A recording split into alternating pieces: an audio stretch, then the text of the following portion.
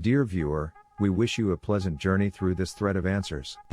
What book would you recommend to people who haven't finished a book since high school? The Martian.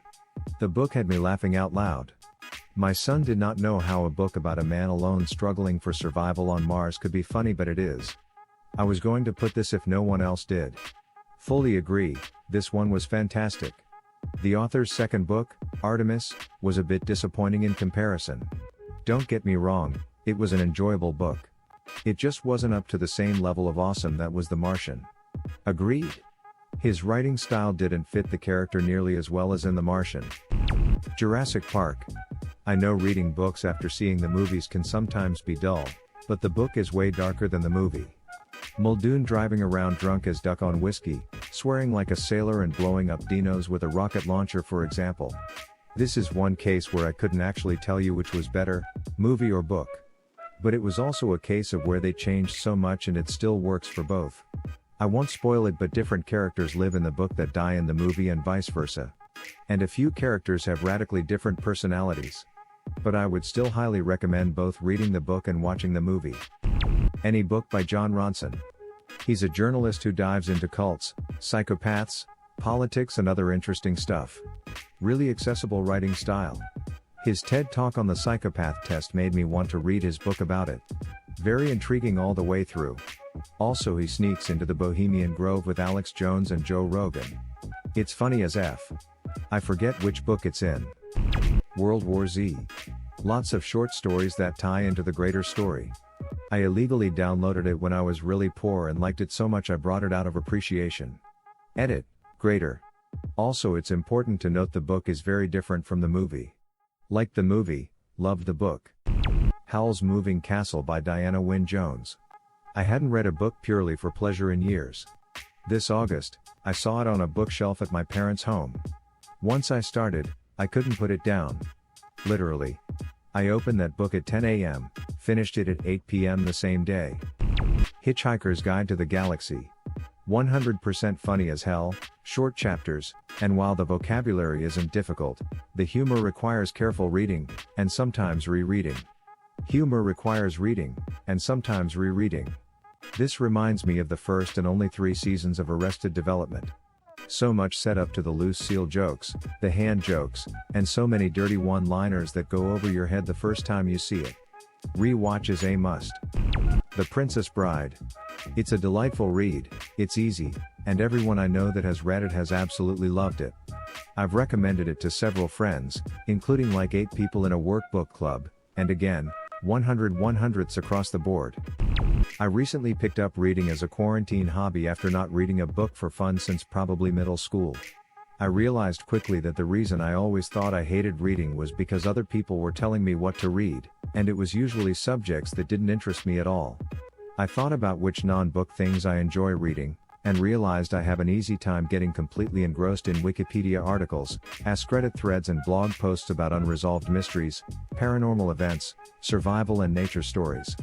So I bought a few books that fit into those common themes and it's been great. This probably isn't a lot for some people, but since March I've finished 5 books, up from 0 for the 10 to 15 years prior. I think if you think about it like this, you'll have a much easier time finding a book for yourself by just looking up bestsellers in the categories that you decide interest you. Steel Heart by Brandon Sanderson. Premise: what if superheroes were the bad guys? It's you without being shallow, first chapter that hooks you, long enough to take a while but not intimidating. I'd recommend Mistborn by Sanderson, if you want fantasy instead of superheroes. Mistborn is great. It does seem to divide people a bit though, that ending is a doozy. Hop on Pop. I'm halfway done after 8 months and it's so good. What a Day Dad Had is my go-to when I have a poopy day at work. Spoiler warnings please. I'm not done yet. The Color of Magic. Discworld has got me back into reading again. Agree with Pratchett, but I'd start with Men-at-Arms as a first step into the universe.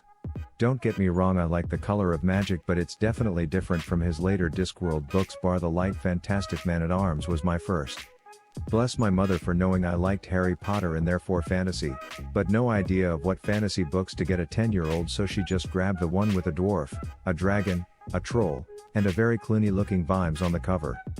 Ender's Game. I think it provides an excellent adventure, all the while giving you a most interesting perspective. Great book. Rubbish because it's extremely rushed. Movie. Skip the movie. Read and reread the book. It's so goddamn good. The book legit brought me to tears, in The Children of the Mind. I think that's the last one. I haven't read it in a while. Good Omens. It's short and funny. Interview with a Vampire. Star Wars, Heir to the Empire. Good Omens would have been my call too. For some reason I'm having trouble getting through it. It's not really broken into chapters per se, and the way it jumps around from different characters' perspective, it just feels odd. Slaughterhouse-Five.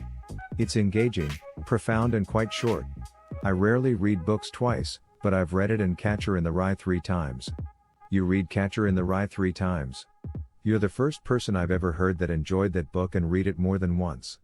Lol, I've read it probably 3 or 4 times. Mostly it's because I read really fast, so anytime my mom couldn't take me to the library, I'd just pull out a book and finish it in a couple of hours. The Giver by Lois Lowry. It is my all-time favorite.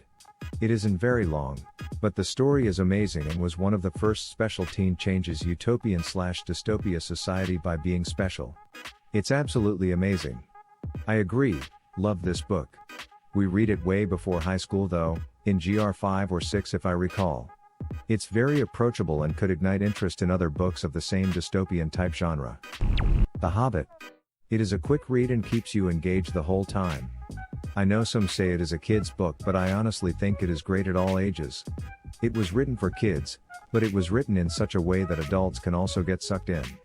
I'm surprised I had to scroll so far to find this. What would have been your answer or question? Leave it in the comments below.